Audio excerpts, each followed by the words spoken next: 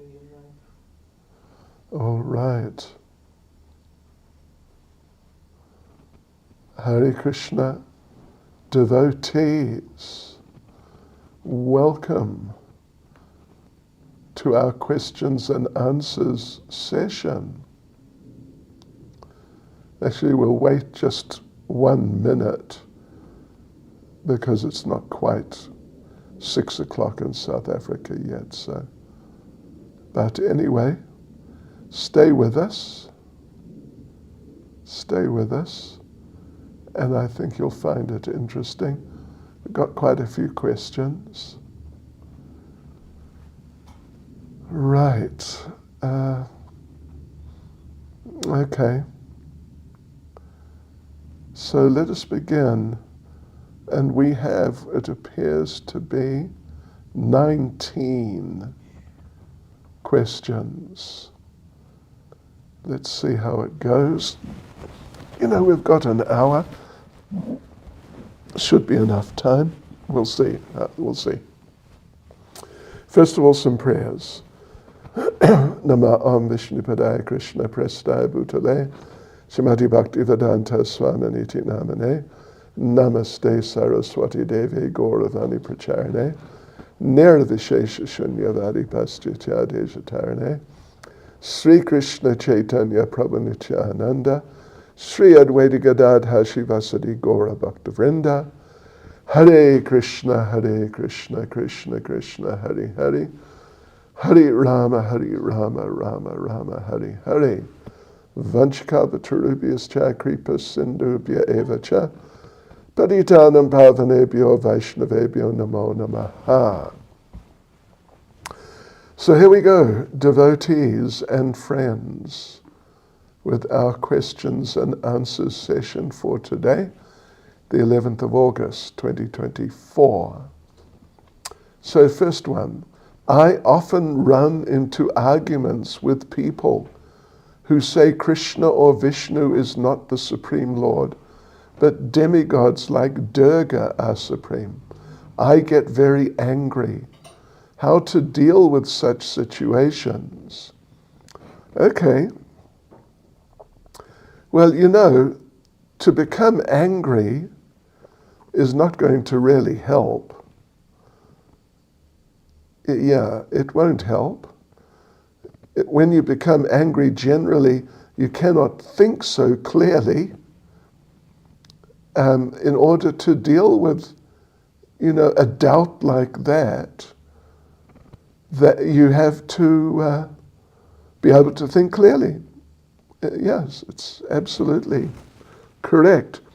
So the thing is that the correct understanding of who is the Supreme, the correct understanding is there in Scripture, authorized Scripture, accepted in the devotional line, and not just the devotional line, but the Vedic line for thousands, millions of years. There we find the correct information. It's not just a sentiment that, oh, I like Krishna, I like Vishnu. Someone else feels, oh, I like Durga. It's not that. But in Scripture, particularly Srimad Bhagavatam, and also Bhagavad Gita, these are the two supreme Vedic literatures, particularly Srimad Bhagavatam, the last of the Puranas. It's made very clear that Krishna as such, Krishna is the Supreme Lord, and demigods like Durga, Lord Shiva, Ganesh, and so on and so forth, they're actually servants. They're servants of Krishna. Vishnu is one of Krishna's expansions, and those demigods like Durga, Shiva, and so on, they also worship Lord Vishnu, who's overseeing things in the material world on behalf of Krishna. So what you need to do is, in a very cool-headed way, refer to Srimad Bhagavatam, find some of the verses there which make it very clear. You can also refer to Bhagavad Gita, and you'll find verses there which make it very clear. Yes, like one verse in Srimad Bhagavatam is 1st Canto, chapter 3, verse 28. Very important verse. Extremely important and very clear that Krishna, in fact, is the original Supreme Lord. So that's what to do. But don't get angry.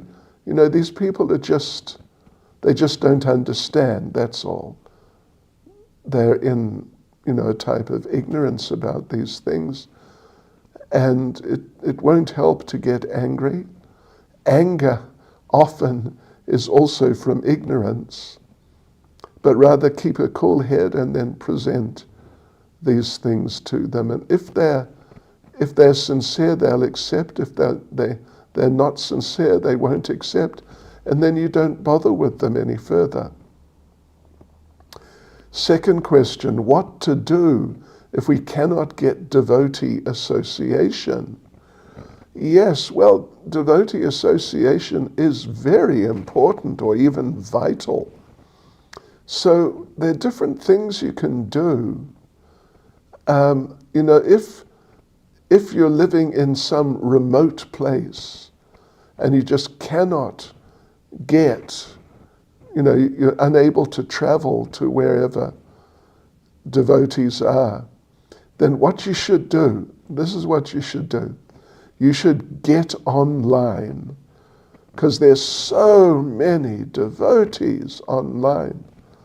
Here I am, I'm online every day pretty much.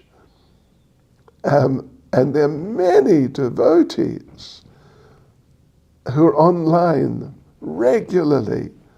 So in this way you can get devotee association. Yeah. So here's another question, number 3. Which is more important?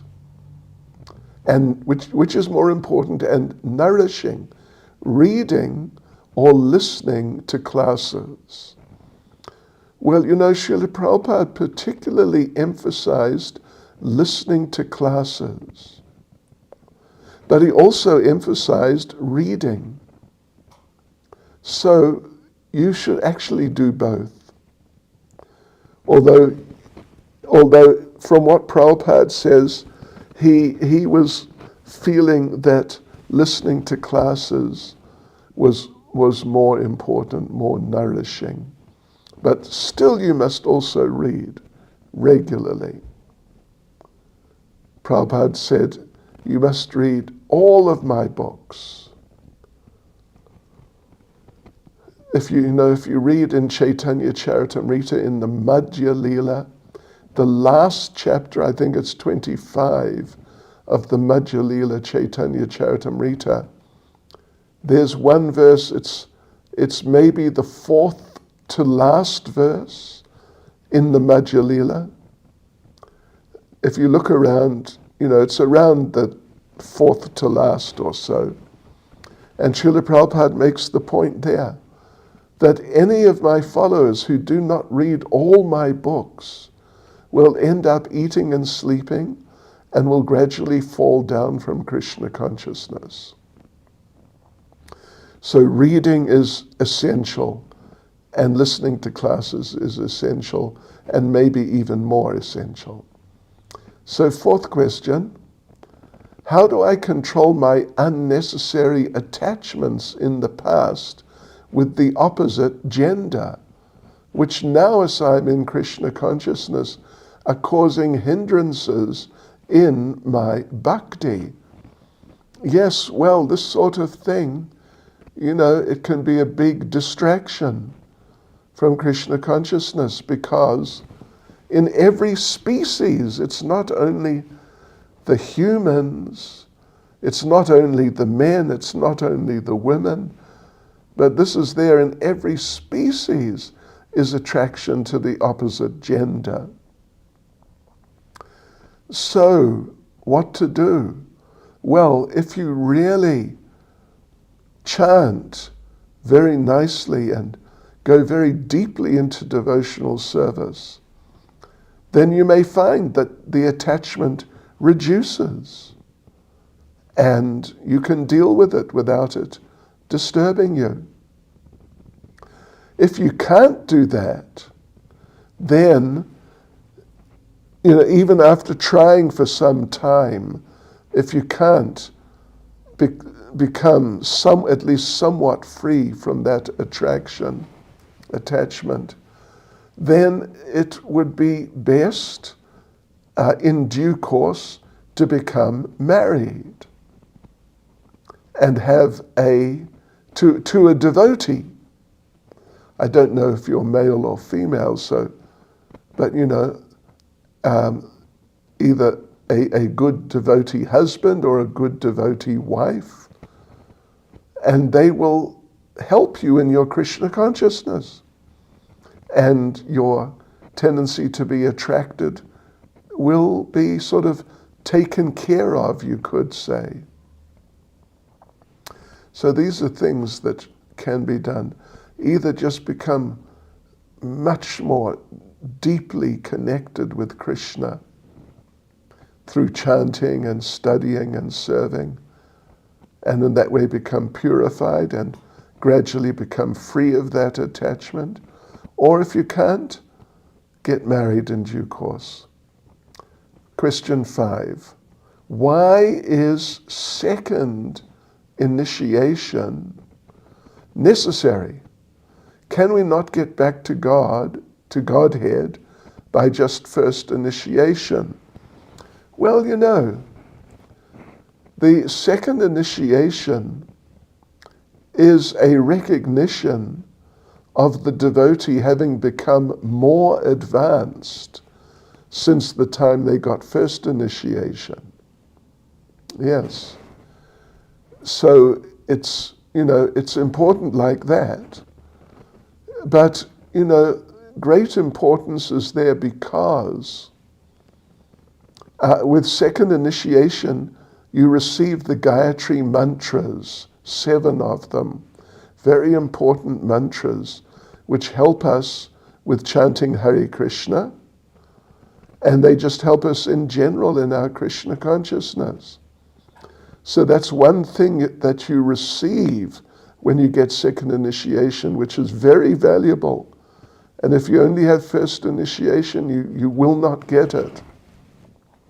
Then the other thing, a second thing that you get when you receive second initiation is the right to worship installed deities, like our deities in our main temples, our big temples, all around the world. So this is highly beneficial for your progress in Krishna consciousness, as is chanting the Gayatri mantras. So just for those reasons, it's very worthwhile to get second initiation. Plus, there's also, it means your connection with the parampara, your connection with the disciplic succession is stronger. And that helps in all respects of your Krishna consciousness. So for reasons like these, second initiation, you say is necessary. Well, you could say it's necessary, but at the very least it's highly beneficial. And anyone who has first initiation should try to come up to the standard required so they can get second initiation, and that will all be very beneficial. But can you go back to Godhead by just first initiation? It's not impossible, it's possible. It's definitely more likely when you get second initiation. But you know, this is the system in Krishna consciousness. This is the system which Prabhupada has given us. First initiation, then a little later, second initiation. And, you know, and Prabhupada, of course, it's one thing if you cannot come up to the standard to be qualified to receive second initiation. You know, that's one thing. And if you can't, well, if you can't, you can't. But if at all possible, it's a good idea to try to do that. Yes. But it's certainly possible if someone is very sincere, it's possible for them to go back to Godhead just with first initiation. But Prabhupada makes the point that anyone who refuses to be initiated, their position in Krishna consciousness will not be good. So if you're not capable of receiving second initiation, that's one thing. But if you just refuse, then that's not good. Yeah. So it's a good idea generally for devotees to try to come up to the standard to receive second initiation and get those benefits. So here's now question number 6. How to control anger, especially when provoked. You know, the thing is that, I mean, one of the important things is that if someone provokes you, like verbally maybe they criticize you, maybe they insult you, or maybe even they try and physically do something, strike you or something like that, then the thing is that this is only happening because in the past, in your past, you provoked someone. Yeah, and now you're getting the reaction. That's how it works. If you have not provoked someone in the past, you will not be provoked. So a good way to control anger is when something provocative happens, which would normally, you know, sort of stir you up to take some action against the person who did whatever it was. So if you remember this, that I am being provoked or treated abusively, something of that sort, as a reaction for my doing the same thing in the past. So therefore, it's my fault. It's my fault that I'm being treated in this way now. So therefore, I can't complain. I can't complain. So we should try and see things like that. And then it'll be much easier to tolerate provocative types of situations without getting angry. Yeah. Question 7, how to surrender to Krishna. What do we actually surrender? You know, basically surrender to Krishna means that, well, surrender in general, you know, it's a sort of military term, more or less, general usage. One side is getting beaten in a battle, so they surrender. They give in, they stop fighting against the opposition. And then they just hand themselves over to the opposition. And, you know, if the opposition tells them you must dig a hole, they dig a hole. If the opposition tells them you must jump, they jump. They just do what the opposition tells them to do. And they don't say that, well, you know, I'm not feeling like jumping today, so I don't think I will, thanks. But they can't do that, because now they're in the hands of the opposition, and they have no choice but to do what they're told. So surrender to Krishna is like that. Instead of resisting against Krishna, we should do what Krishna says and not just what our mind says. This is surrender. Krishna tells us, like Lord Chaitanya says, chant Hare Krishna, so we must chant Hare Krishna. Krishna tells us we must follow regulative principles. We must follow regulative principles because we've given up being in opposition to Krishna. Now we've placed ourselves in Krishna's hands. You can do with me what I like, what you like. Yeah. So in that way, the first thing we surrender, if we talk about what do we surrender, the first thing is our independence. To just do whatever we want, whenever we want, in whatever way we want. We give that up. Give up the independence and place ourselves at Krishna's lotus feet and tell Krishna, you tell me what to do, I'll do it. That's surrender. So, what surrender looks like in Srila Prabhupada's ISKCON is that we do what Prabhupada said, because he is the supreme spiritual master in his ISKCON. He tells us to chant not less than 16 rounds. So, we chant not less than 16 rounds. He tells us follow regulative principles. We do that. He tells us to help spread Lord Chaitanya's movement. We do that. That's surrender. We make the program of the Lord, or in the case of Prabhupada, the program of the great pure devotee, we accept that as our program, and not just what I feel like I want to do. So, okay, on we go. Question 8. If someone fails to chant the Hare Krishna Mahamantra at the time of death due to suffering in the body, but would chant 16 rounds every day in his life before that, will he not go to Vaikuntha planet, or will he be born again? The thing is, the time of death is a very difficult time, extremely difficult time.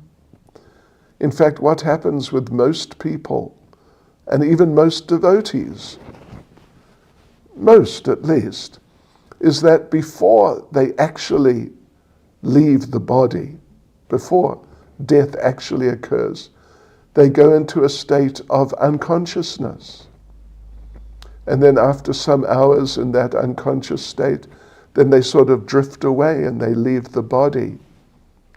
So, but Srila Prabhupada made the point that if we have chanted nicely throughout our life, if we have rendered service, if we've tried to help spread the Krishna consciousness movement, Prabhupada made the point, then right at the time of death, Krishna will come and force his way into your mind.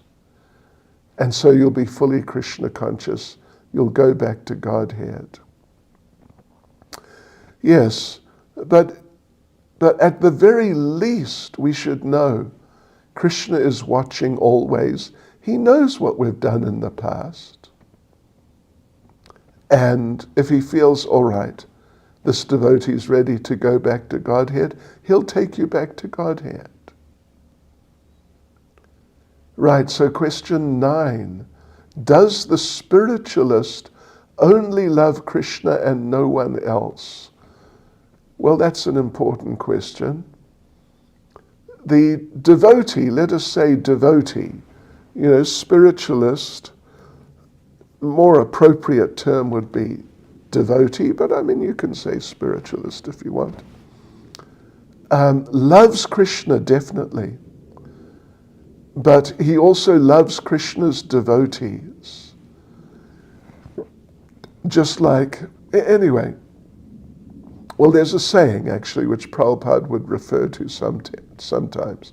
Love me, love my dog. So, yeah, when we become devotees and we develop love for Krishna, then we're in Krishna's family. And Krishna's family, all the devotees, are so nice that when you associate with them, you cannot help but love them. So in this way, the devotees love Krishna, they love all his different incarnations, and they love all his devotees. And of course, in a sense, they also just love everyone and all living entities. Because even those who are not devotees, even those who are not in human bodies, they're still parts of Krishna's family, although they've forgotten about it. So a devotee loves them also, just the ordinary people.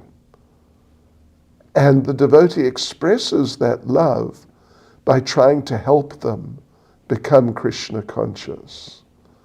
So like this, the devotee is very loving, very, very loving, and practically loves just everyone and every living entity. Right, number 10, what is your message for all your disciples for progressing in Krishna consciousness? Well, I've been talking about that for the last 25 minutes or so, just doing all these things, practicing Krishna consciousness, chanting. But let us just say the extremely important point. Please chant Hare Krishna without offenses. And if that's difficult for you, then try, practice, and keep practicing, keep practicing. If at first you don't succeed, try again. Yeah. So please do like that. Practice chanting Hare Krishna without offenses. 11. How does one effectively apply the different levels of Vaishnava relationships within a team, where sometimes a junior may hold a position of so-called authority while simultaneously serving with others who are, quote-unquote, senior? Well, that's an interesting question. You know, seniority, there are different ways that seniority, or like relative seniority, relative to us, someone who's senior to us, how that can be understood. One is through length of time in Krishna consciousness. Yeah, if someone's been a devotee for 10 years more than you, they're senior to you, generally speaking. If someone was initiated before you, generally speaking, they're senior to you. If someone may be older than you, then in that sense, they're senior to you, like your parents. Parents should be treated with respect as seniors, even though they may not be devotees. If they're not devotees, then you don't have to really listen so much if they try to instruct you, do this or do that. But still you should respect them because they're senior to you, obviously. So another type of seniority is seniority in terms of service. If someone is the temple president, then he's senior. He is the senior in that area. Even though he may have been practicing for a shorter period of time than you, or maybe he's younger than you, physically, like this. All these things are very important. So that's a particular type of seniority. Yeah. And it needs to be taken seriously. Yeah. Generally, a person will be given like a senior position of authority because they're showing considerable qualification. Yes. So that needs to be respected. So let's see, number 12, kindly elaborate on the role and responsibilities as seniors within our ISKCON society. Yeah, okay. Well, in a general sense, someone who is senior, relating with those who are junior to him or her, there are two particular things which are mentioned actually in Bhagavad Gita chapter 4 verse 34. Pariprashnena sevaya upadekshanti te jnanam. Pariprashnena tadvadi pranipatena pariprashnena sevaya upadekshati te jnanam jnaninas tattvadarshanaha. So the terms there are pariprashnena and sevaya.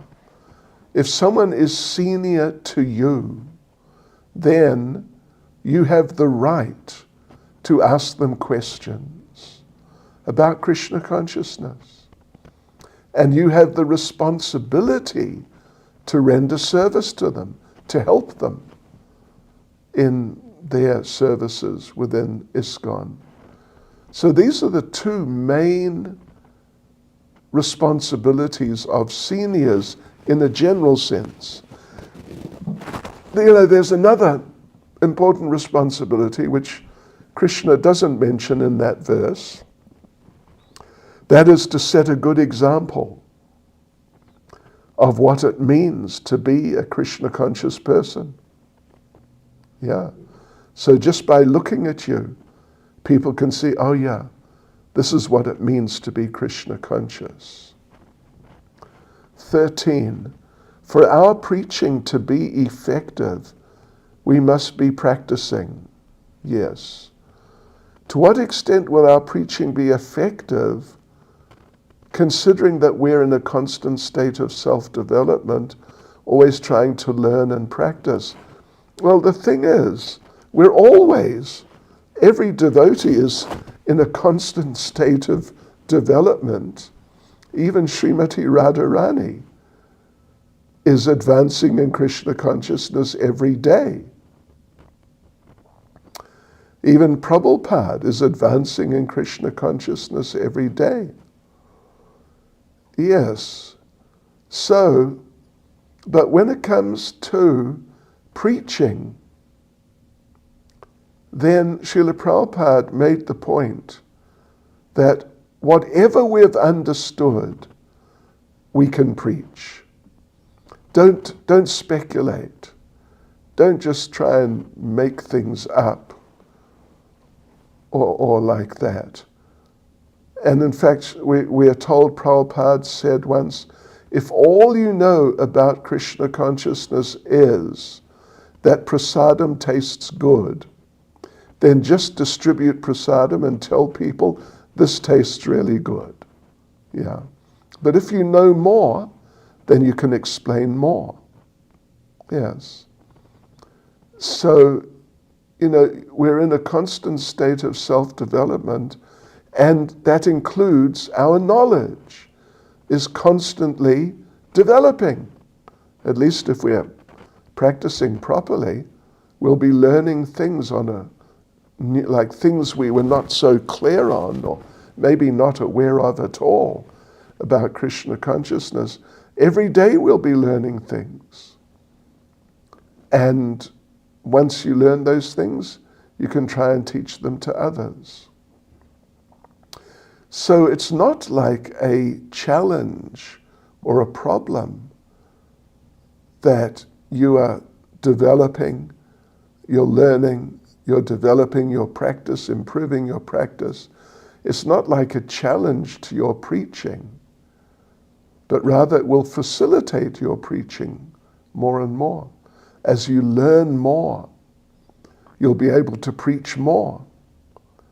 As your practice becomes better, of a better quality, then you'll be more convincing in your preaching. 14, please share practical tips for effectively learning verses and remembering them. What was the first verse you memorized? You know, there are devotees who have techniques for learning verses. Yeah. But, you know, my, not exactly technique, but just the way I've done it in the past, there was a period when I was really learning verses every day. So I would just repeat the verses. That's what I would do. I just repeat them every day. That's one thing. And then I would use them. I would quote them when I was preaching or giving classes or just speaking to anyone. And the first verse, you know, I can't remember exactly. It was a long time ago, more than 50 years. But it may well have been Bhagavad Gita, chapter 18, verse 66. Sarva dharman parityajya mamekam sharanam vraja aham tvam sarva papebhyo mokshayashyami ma shuchaha. Just abandon all varieties of religion, Krishna says, and just surrender unto me. I'll deliver you from all sinful reactions, do not fear. Right, question 15. ISKCON is an international society, and thus we're often in contact with devotees from different countries and places around the world. It is seen that even among our devotee community, discrimination based on these external factors still exist. For example, you're from this country, you're a foreigner, or we do things differently. How do we train ourselves to see all devotees as being parts and parcels of Krishna, people who are on the same path as us, and therefore they basically have just one process. We all have just one process to follow. How can we become more accepting of devotees with better and more conscious understanding? Yes. Well, you know, one thing we need to do is get off the bodily platform. And part of that is to understand that to see devotees on the bodily platform and consider those devotees to be in terms of whatever body they have, this is offensive.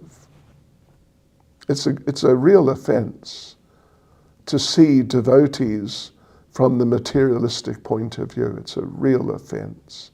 So that we should understand, and you know, that will be a stimulus at least to not think that, you know, like if someone's not from India, then they shouldn't be, they can't be such a good devotee. I mean, there's some devotees who think like that. Yeah.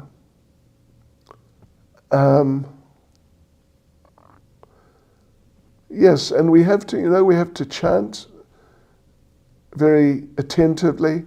We have to study Prabhupada's books.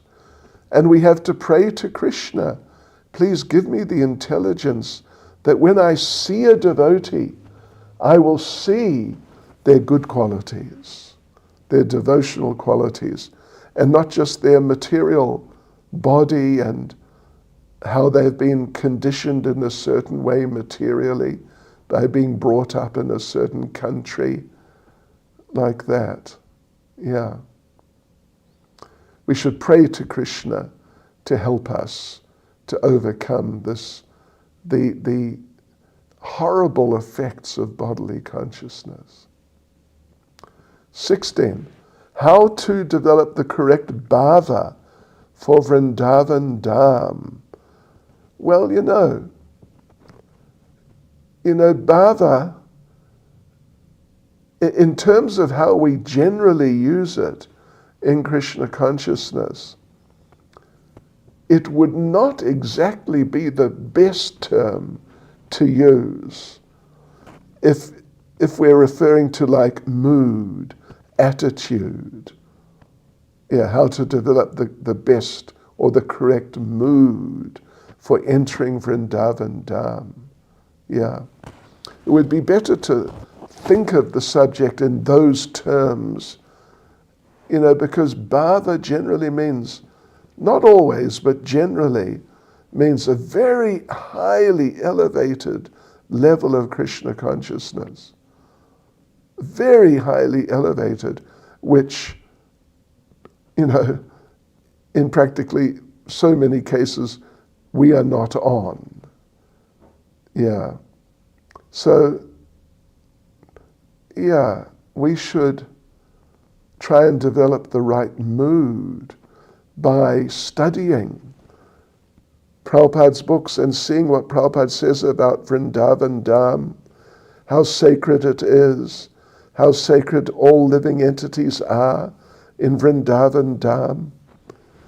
And we should chant very sincerely. That will reinforce the understanding. And then, when we enter Vrindavan, we'll be very respectful, which is a very suitable type of mood to be in when you enter such a sacred, most sacred place.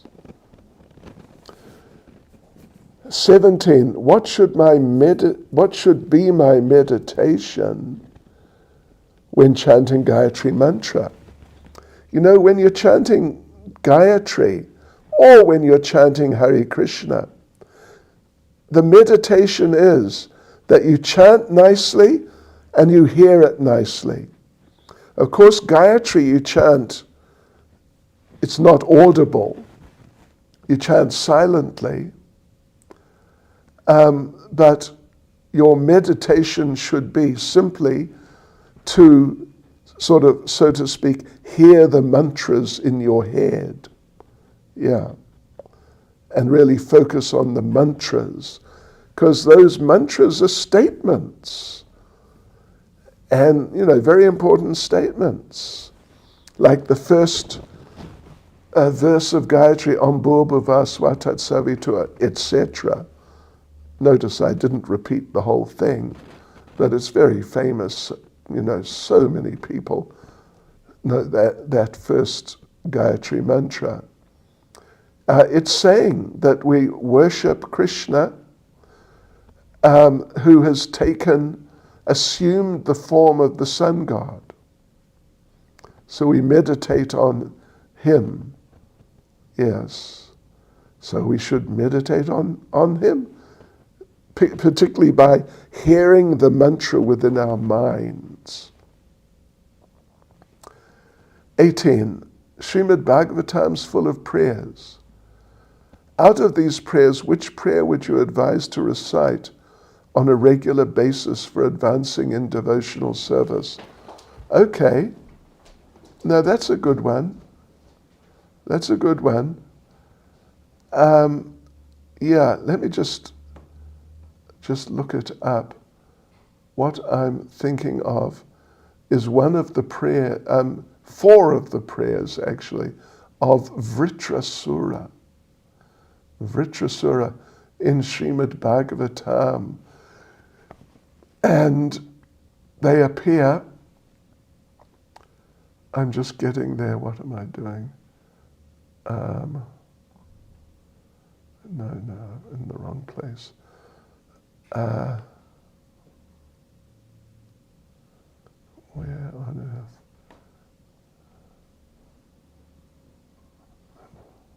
Anyway, they are.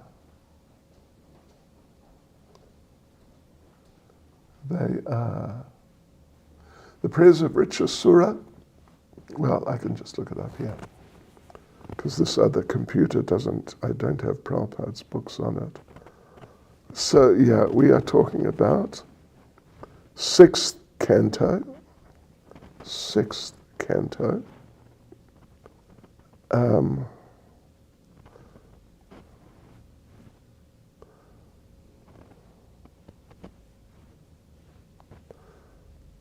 Yeah, 6th canto, chapter 11,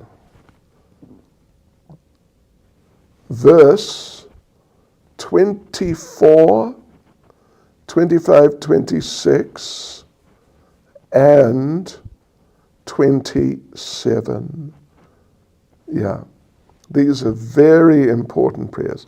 I mean, there's so many actually, but those prayers of Vritra Surah, 6, 11, 24 to 27, 4 verses, are exceptionally important and exceptionally beautiful actually, and exceptionally relevant to people like us trying to progress in Krishna consciousness.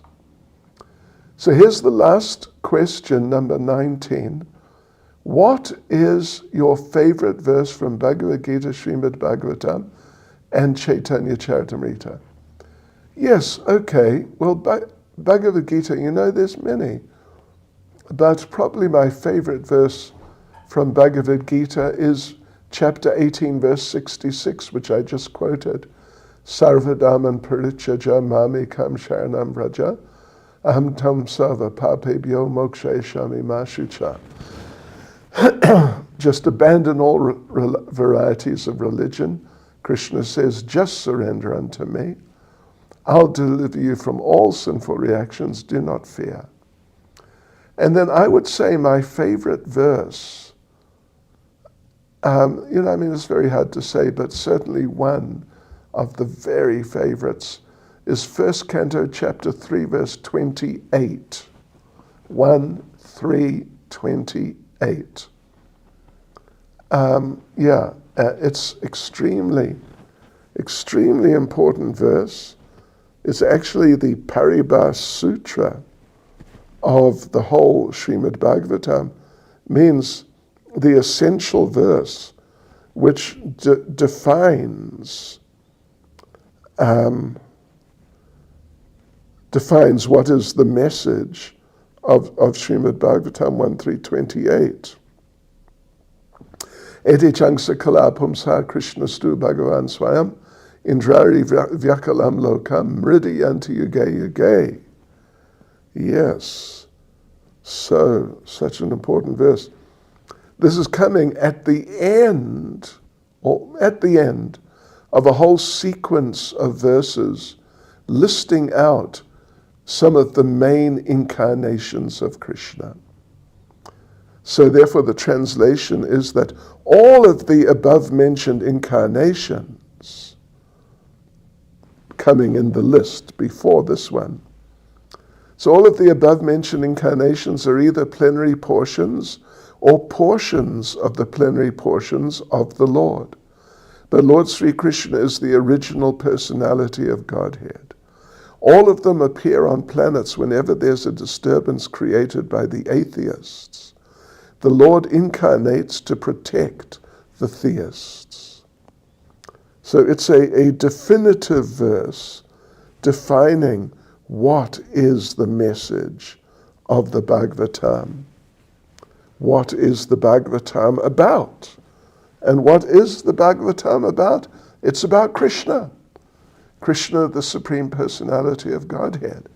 Then Chaitanya Charitamrita, a little hard to say. There's a series of verses at the end of the last chapter of the Madhya Lila, which are so beautiful, explaining about what nectar is there in descriptions of Lord Chaitanya, descriptions of Radha and Krishna. But maybe my favorite verse is Nitya Siddha Krishna Prema Sadhya Kabunoi Shravan Adi Shuddha Chitte Karaye Udoy. That the eternal perfection of love for Krishna is eternally in the heart of every living entity. It does not have to be acquired from any external source. But if one practices Krishna consciousness, then gradually that original love for Krishna will rise in the heart and appear within the heart. What's the verse number? 1:328. No.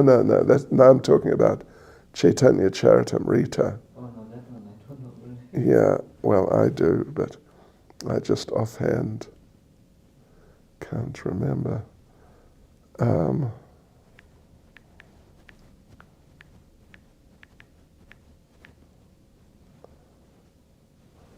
Let me. Oh, Krishna. Oh, I misspelled it. Nitya Siddha. Let's see. 22:107. It's Chaitanya Charitamrita. Oh, I don't know, maybe it is. Is it Nitya Siddha Bhakta? No. Nitya Siddha, Krishna Prema, Yeah, so Sadhya 22:107. 22:107, Madhya Lila, Yeah, 22:107. Yeah, here it is. Nitya Siddha Krishna Prema Sadhya Kabunoi Shravanadi Shuddhachite Kare Udoi. Prabhupada gives translation. Pure love for Krishna is eternally established in the hearts of the living entities. It is not something to be gained from another source. When the heart is purified by hearing and chanting, this love naturally awakens. Okay, there you go, devotees. There you go. That's all of our questions for tonight. Feel free to send more questions in, and we'll go through them. Well, it just depends when we get enough questions, to use up 1 hour. Sometimes it takes a few weeks before enough questions come. Otherwise, if there's only 2 or 3 or 4 questions, it may not be worth it. So, yeah, feel free to send in your questions. Hare Krishna. Srila Prabhupada